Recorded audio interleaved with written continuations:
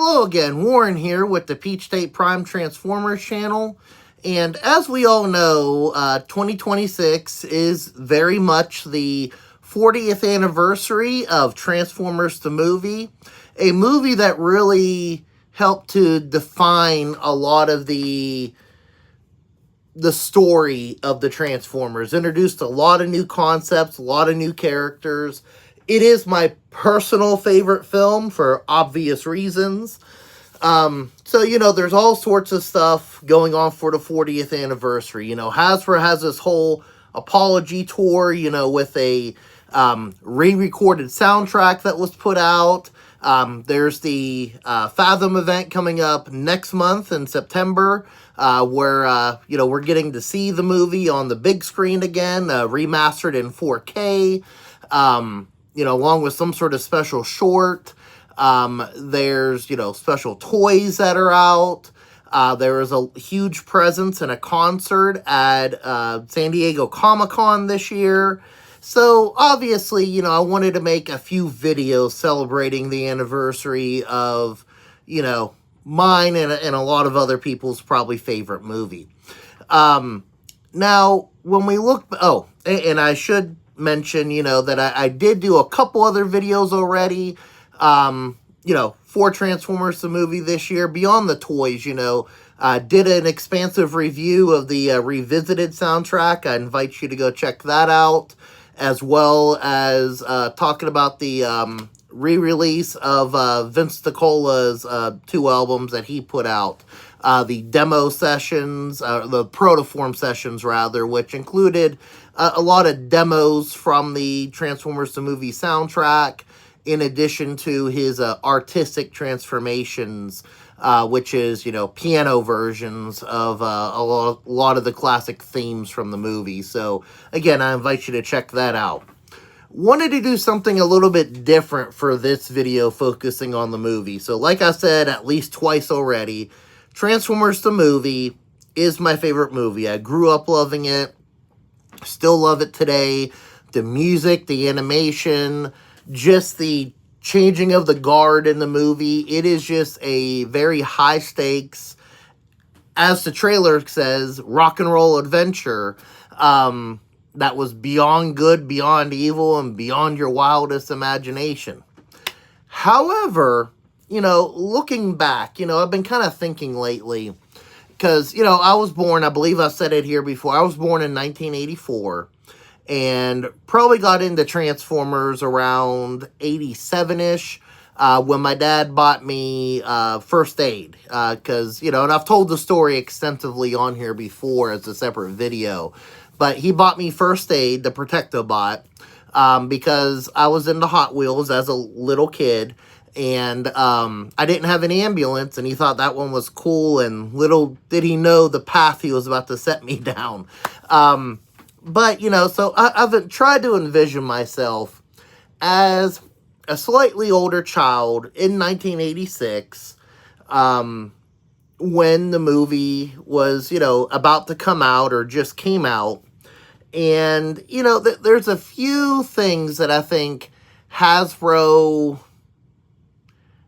maybe should have approached differently in that mindset. In hindsight, the movie's become a cult classic. Everybody, has accepted the, the story for what it is and all the concepts it introduced. But there's a few things that maybe at the time, again, if this was 1986, that I think Hasbro maybe should have considered differently for the movie. So, I'm hesitant to use the word mistakes, but maybe things they should have, these are going to be 5 things that I think they should have reconsidered or approached differently at the time for Transformers the movie. And, I'm not saying this necessarily would have made it better, but it might have added a little bit more longevity to the initial franchise, maybe. And, it's just kind of like, what were they thinking at the time? So, let's dive right into it. So, number 5, I'm going to do these in reverse order. Thing that I think they should have done differently was giving it the PG rating. Now, you know, the idea, and this is well documented in several places, but, you know, Hasbro wanted Transformers the movie to have a PG rating. And the reason why is because they wanted later showings of the movie and potentially attract teenagers, college kids, you know, kind of that slightly older demographic outside of the kids who already were into the franchise. And they accomplished this two ways. Number one, the violence was ramped up from the TV show, quite obviously. And we'll talk more about that here in a little bit. And then number two, and probably most infamously,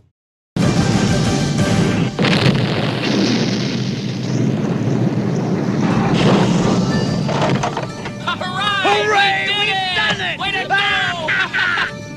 Look! It isn't even dented! Oh, what are we gonna do now? is they included 2 swear words in the movie. And again, that was purely to get a PG rating versus a G rating. Because, again, they wanted more showings in the theater. Where I feel they went wrong with this is, you know, it was the 80s. Movies were a little bit rougher back then around the edges with content and language and all that. So I'm not even going to fault them that much for that. Where I feel they made the mistake is they really felt that they were going to appeal to an older audience at the time, when prior to the movie coming out, you had 2 years of a toy line and TV show, cartoon, that was aimed primarily toward children. So why on earth would an older crowd go to a film that was branded as Transformers, which was known as a children's property at the time? And again, this is 86 we're talking about. Franchise has only been around 2 years, like I said beforehand. Nowadays, that'd be a completely different story. But back then, it would have been like, you know, them trying to make a really gritty Power Rangers movie in the 90s, when that was known as a children's property. So, in hopes of getting a higher, you know, higher age bracket into the theater. So, you know, regardless of how you achieved it, whether it was language, violence, whatever they wanted to do to make sure they got that PG rating, in an effort to get, you know, older people there, you know, your brand is the brand. You're known as a toy line. You're known as a TV show that was designed to sell toys to children. Again, you weren't going to get them there, no matter what you did. So, I do think in hindsight, that probably wasn't a smooth move on Hasbro's part. Because again, you know, looking back, everybody's accepted the movie for what it is, and in those regards. And again, the swearing has become kind of a almost a humorous part of the movie now. And for those that don't know, when the movie was initially released on VHS by Family Home Entertainment, the harsher of the 2 words was ultimately cut. The S word was cut from the movie, and then every release since then, it has been restored. But again, that's something that I think they should have reconsidered at the time. You know, again, I'm not saying, oh no, it has to be squeaky clean, but for the reasons they did it, I don't think it paid off. All right, so number 4, missing characters. So, there were some noticeable absences in Transformers the movie. Most notably, the majority of the Season 2 cast from 1985. Now, you know, again, this has been well documented too. The movie went into pre-production and production as early as 1984 when the series first started. So, they were working with this script primarily with the season 1 cast in mind. Now, who we're missing in the movie are some pretty big characters. And I mean big. We're missing Omega Supreme. We're missing the Protectobots. We're missing the Aerial Bots. We're missing, Trax. We're missing, and all those cars, Hoist. Another big one was, I already said Omega Supreme, but another big one, which makes no sense to me because he was a season 1 character, Skyfire. So we're missing all those characters from the movie. Now, what doesn't make sense to me, I know that the movie went into, again, pre-production and production, a lot before season 2. But Hasbro kind of knew what was down the pipeline, especially with a character like Omega Supreme. And I could just imagine myself as a child watching those opening scenes, the siege on Autobot City and everything, and just, it's under attack, and it's like, where's Omega Supreme? Where's Superion? Why are the Autobots not pulling out their big guns to defend against Devastator and the Decepticons, using the Shuttle as a Trojan horse to launch an all-out attack? And, I do think that they very easily could have included those characters, because, again, they knew what was coming down the pipeline. And so, especially with Skyfire. Now, when you look at some of the, comic book adaptions, especially I believe it was IDW since then, they kind of added in an extra scene where they showed a lot of those characters defending the Ark, which was also under siege at the time, by the Decepticons that were missing at the time. Most notably Menasor and, who else was there? I know you're all probably screaming, Bruticus. So it just doesn't make a whole lot of sense to me that, they couldn't have at least included some of those characters, or maybe even just some dialogue at the last minute to explain where they were. Because I know, kids at the time, they didn't understand production times, and heck, I don't now all the time. But, I could just imagine them, they're screaming in the theater, "Get Omega Supreme! Get Omega Supreme!" So, I do think that was one oversight, especially when you have these big, giant, massive characters, like, full of power and everything that are like the ultimate weapons in the series. There needed to be some sort of addition of them to that film. So that's going to be my number 4. Number 3.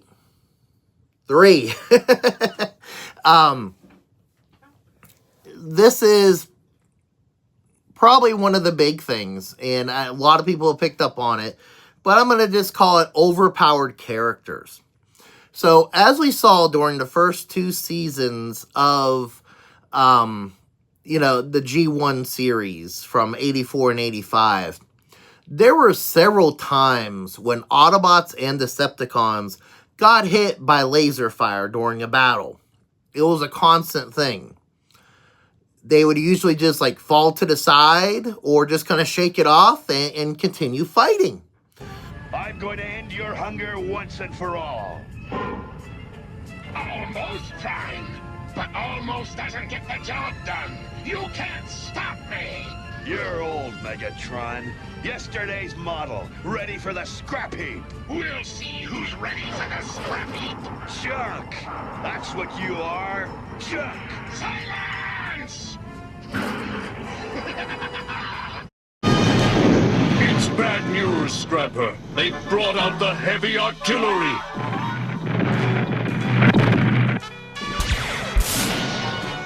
Then it's time, we did the same. Only. And then, if it was severe enough, especially on the Autobot side, Ratchet would just patch them up and then move on. It would be no big deal. Now, all of a sudden, when the Decepticons are shooting the Autobots or firing at the Autobots, it's no longer just a flesh wound. They're blowing up and dying. Especially on the attack on the Shuttle toward the beginning of the movie. Now we revelations.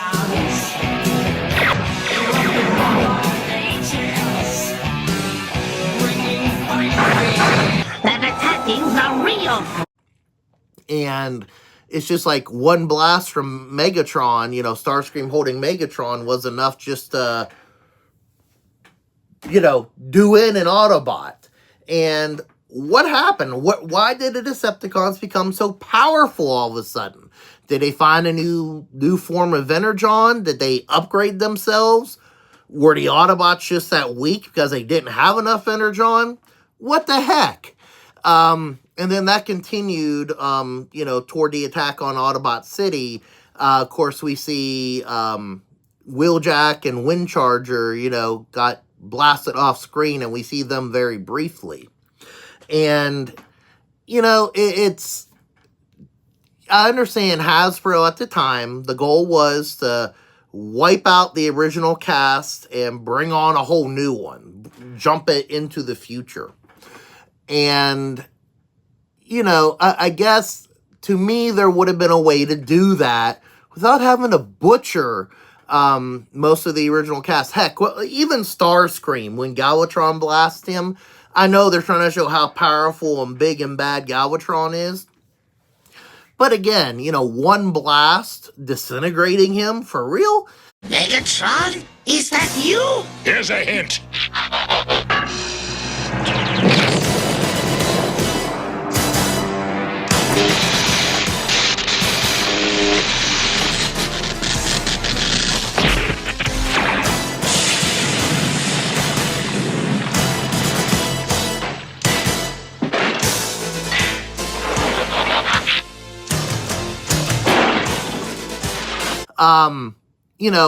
They very easily just could have just not featured some of those characters in the third season. Just, they're off doing something else off screen.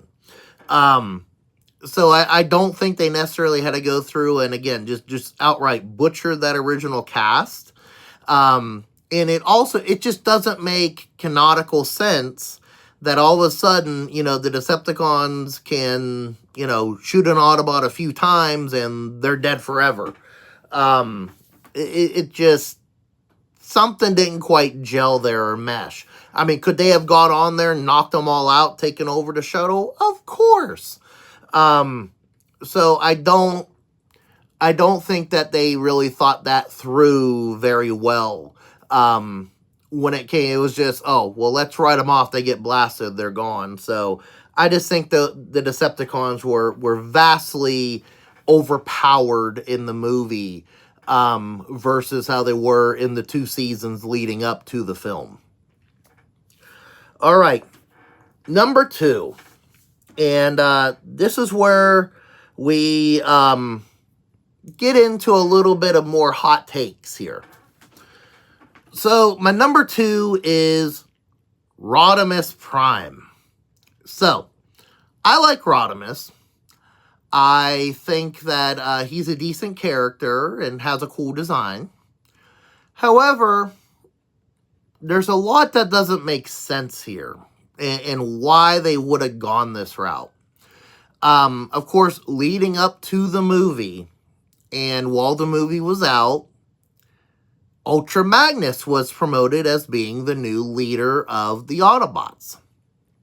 Now, again, the whole purpose of the film at the time was to sell toys, and more specifically, the new waves of toys that were forthcoming. So when we look at the film, of course, Ultra Magnus is initially made the leader. And when Optimus Prime was on his deathbed, which we'll talk about here in a minute. And, you know, you have the poster for the movie. Who's front and center? Ultra Magnus. When you look at the a lot of the promotional, especially the British toy promotion items, I think there was a commercial. I'm not sure on that. I have to check. The Autobots have a new leader, troop carrier, and born fighter. The magnificent Ultra Magnus. And Galvatron is the new leader of the Decepticons, laser cannon and fearsome warrior. Galvatron and Ultra Magnus, the new leaders. Robots in disguise from Hasbro. But there was a comic book ad that said, the new leaders, and it had Galvatron and Ultra Magnus. Now, the Ultra Magnus toy was one of the last carryovers from the Diaclone line. You know, you can research how Diaclone plays in, but it was one of the last Diaclone molds repurposed by Hasbro for the Transformers line. And it did come out, you know, prior to the movie, you know, by a little bit in late 85. Now, that toy was ready-made to be a leader. And Ultra Magnus's design was ready-made to be an Autobot leader. He was a truck, had a trailer. He was big and imposing when you transformed him. Heck, the cab was already, you know, a white version of Optimus Prime. You know, if you've seen some of the leaked concept photos, Ultra Magnus was going to have a completely different design for the movie, but they did ultimately go with, you know, you reusing that Diaclone look, which I think worked, you know, of course. I don't have a problem with that. But, you know, when you're primarily looking at toys, Rodimus Prime is such a stretch. So you have Hot Rod, who's this really cool, futuristic looking car. And then they kind of went somewhere they didn't need to go. And they said, oh, let's make this guy. And this was a new mold developed by Hasbro and Takara. Let's make this guy the new leader. So they actually had to come up with a design in an alt mode to make this guy somewhat resemble Optimus Prime or what everybody has known as a leader at the time. And it just seems like such a stretch. Like, they had to work extra hard. They had to go hard for that design, this, like, futuristic Winnebago-looking design. And, when they already had something that would have fit their leader profile as a toy with Ultra Magnus. Now, throughout the movie, the characterization of Ultra Magnus, it's shown that he's not really leadership material. And, you know, though Rodimus being kind of inexperienced, or Hot Rod being inexperienced, you know, it's kind of questionable. So I'm not really saying this from a story perspective.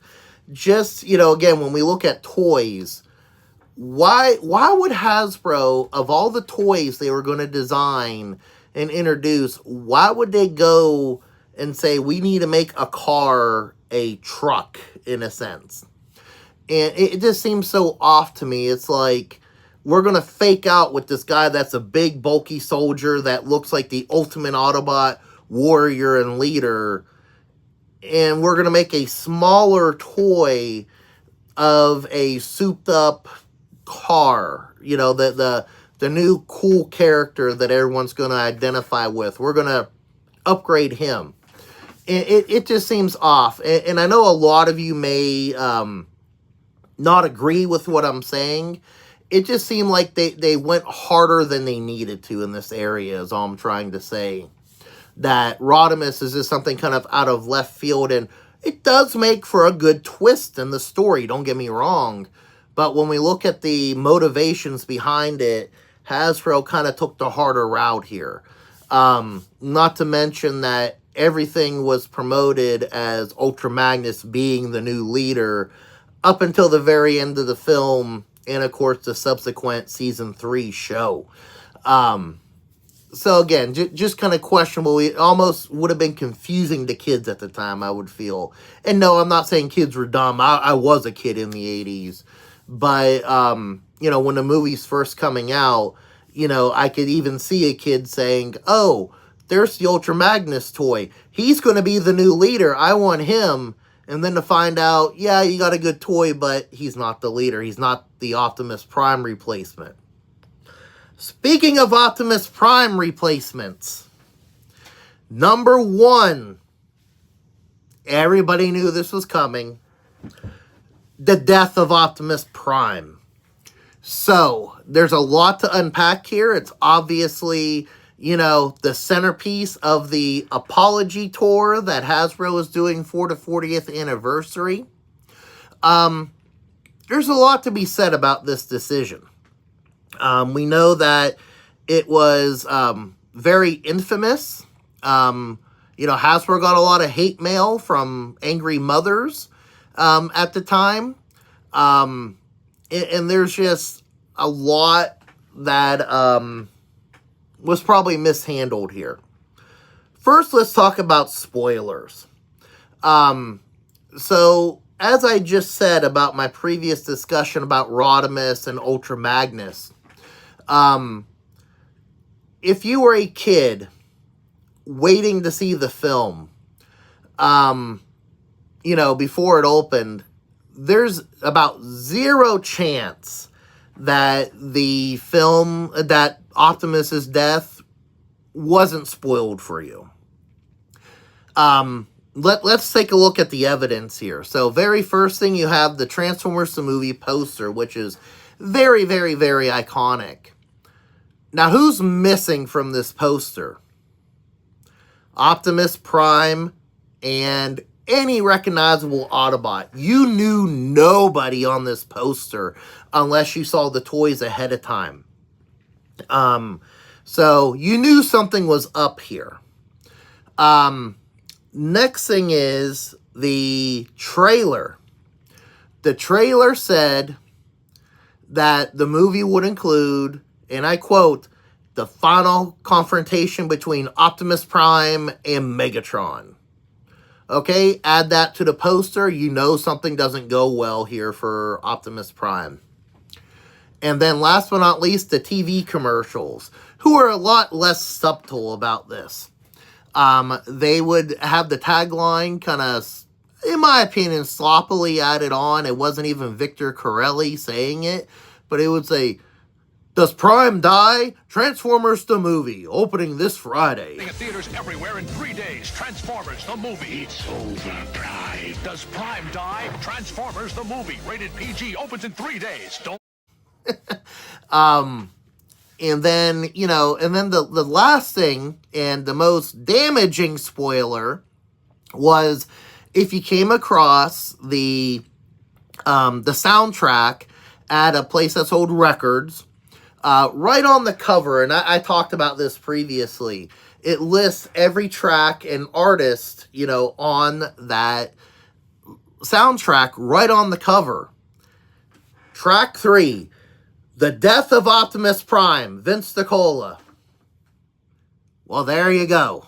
So, you knew if you were a kid, and I mean, there were some that I'm sure avoided some of that marketing, that, yeah, Optimus wasn't going to make it out of that. And then, like I said, you know, some of the other advertisements, especially in the UK, where they said, the new leaders, you know, Galvatron and Ultra Magnus. And, you know, a lot's done there. And then, you know, the decision to kill off Optimus Prime. Obviously, it was done for the same reasons as, you know, we had overpowered Decepticons wiping out the 84 cast on the Shuttle. It's because they wanted to sell new toys. Specifically, you know, the leader is the one every kid wants. The problem is Optimus Prime was and is so iconic to the franchise. He carries the franchise on his shoulders. There's no denying that. Whenever there's, you know, a toy line coming out, a license that's given to someone, Optimus Prime is always at the forefront. It's, you think of Transformers, you think of Optimus Prime, the two are synonymous. If there's a character chosen to represent Transformers somewhere, it's Optimus Prime. On occasion, Bumblebee when it comes to the live action movies, but Optimus Prime is essentially the franchise, let's be honest. You know, they could rename it Optimus Prime instead of Transformers, and I don't think anybody would be the wiser. Anyways, that's how monumental Optimus Prime is. So the decision to kill him off, especially so early in the film, and not market with him outside of the trailers, was very questionable at the time. I mean, it's almost like making a Spider-Man film where Spider-Man dies, toward the beginning. Anyways, that's just how much of an impact Optimus Prime has on this franchise, even at the time. What Hasbro, in my opinion, should have done was change Optimus Prime, but keep Optimus Prime. Let me explain what I mean by that. You either could have, Optimus Prime could have still had his final confrontation with Megatron. Megatron turning into Galvatron was far less of a outcry, and it works. It drove the story with Unicron and the Matrix and all that, and was widely accepted. Megatron turned into this new, super powerful robot that's more advanced. Okay, that's cool. Optimus Prime also should have been evolved. And there was two ways that they could have accomplished this. Number one is they could have, because again, Hasbro just wanted to sell new toys. So why not make a new Optimus Prime toy? And yes, they did do that in 1988 with the Power Master Optimus Prime toy. Now, we weren't there yet. We weren't at Power Masters, but how hard would it have been, since they were already, moving away from the Diaclone molds and making their own? Why not just make a new super-powered Optimus Prime? Have him, quote-unquote, die, but then maybe the Matrix or some other story element revives him, and he comes back as, let's just call him Super Optimus Prime. Why not? Now, I'm talking about using a new mold here. Let's take this a step further and be more controversial with it. Hasbro had a Diaclone mold that they could have used for a quote-unquote Super Optimus Prime. Ultra Magnus. So, instead of making a brand new character with that mold, with a powered convoy from Diaclone, why not just take that toy? Even the colors on Ultra Magnus are fine, but maybe you change them up a little bit to make him look more like Optimus Prime. Keep the mouth, that's fine. But, the cab is already Optimus Prime. So you just could have made that, maybe slightly colored differently than the original, or keep it the same. Who cares? And then he has this powered armor that, instead of Ultra Magnus, just for lack of a better word, call him Super Optimus Prime or Ultra Optimus or whatever. And Optimus lives, and he's a brand new toy for the shelf. Would have sold like hotcakes. So that would have been one way they could have done it, outside of making a new mold. Now, the other way that they could have preserved Optimus Prime is doing exactly what they did to Megatron, making Optimus into a new character. And I'm going to go back and I'm going to say it again. You could have made Optimus Ultra Magnus. Change his name, give him the exact same deco, everything else with Ultra Magnus, but he's Optimus Prime Reborn. And again, no Rodimus in this situation. Ultra Magnus, aka Optimus Prime Reborn, is the leader. Why not? Or just do something brand new mold, whatever you want to do. But if they wanted to sell a new toy, they could have kept the character alive, his spirit alive. They didn't need to kill him off. Find out they made a huge mistake. Try bringing him back toward the end of the initial run of the franchise. And when it was too late. I think that would have really skyrocketed Transformers to a place, the movie, more beloved than it is even now. But, you know, that's probably the biggest thing. And it's evident. Hasbro made a mistake. They're doing the apology tour. Every other iteration of Transformers has had Optimus Prime. He never dies. Or he dies and comes right back. Even the live-action movies. Even in Beast Wars.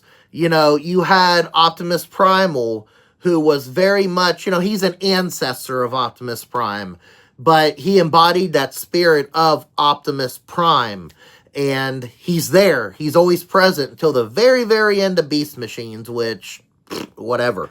But that was, you know, kind of the big thing with the movie. I think even if they didn't fix anything else, even if they wiped out all the other 84 characters like they did, if they, you know, still went for the PG rating, you know, well, Rodimus Prime wouldn't exist in this scenario, but there was no reason to kill Optimus and not keep him as the leader in some form, even spiritually. They still could have sold new toys. They would have met the same goal in the end. Anyways, that's enough. Those are my 5 things that I feel Hasbro should have done differently in Transformers the movie. Again, still my favorite movie. I'm not bashing it at all.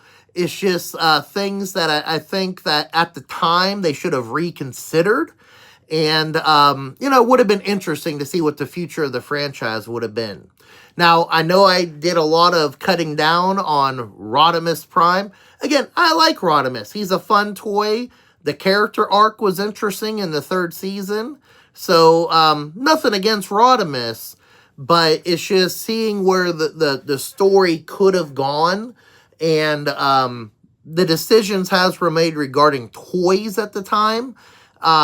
You know, I just question if that was maybe the right decision for the time. Anyways, hope you enjoyed kind of my take on this. If you did, I do invite you to give the video a like here on YouTube. It does help me out. And leave a comment. What do you think of my thoughts that Hasbro could have done differently on Transformers the movie? Love to hear you in the comment section here. And again, these are just my thoughts, just fun rambling. You know, it's, you know, I'm not knocking anything. And of course, subscribe to the Peach State Prime Transformers channel for more videos like this, you know, general discussions, you know, previews of upcoming releases and thoughts on them, toy reviews and more. And of course, check out peachstateprime.com for more information about me and my YouTube projects. Outside of that, again, I want to thank you very much for watching this video. Hope you have a great day, and God bless.